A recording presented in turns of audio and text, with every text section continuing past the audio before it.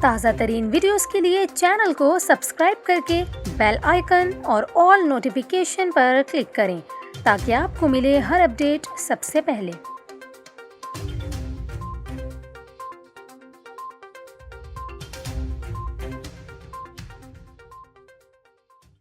السلام علیکم، میں ہوں آپ کے ساتھ کومل خان اور آپ دیکھ رہے ہیں نیوز 24/7 اردو۔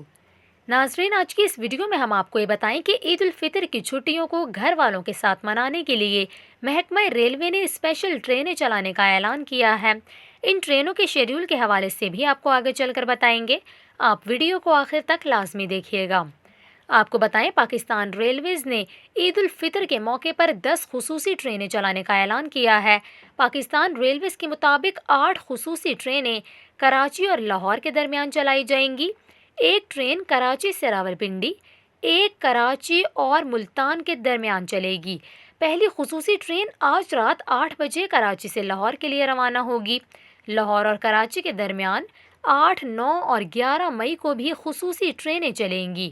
آپ کو یہاں یہ بھی بتائیں، ریلوے حکام کا بتانا ہے، کراچی راولپنڈی کے لیے خصوصی ٹرین 11 مئی اور ملتان کے لیے 12 مئی کو روانہ ہوگی، جبکہ تمام ٹرینوں میں کورونا SOPs کا خصوصی خیال رکھا جائے گا۔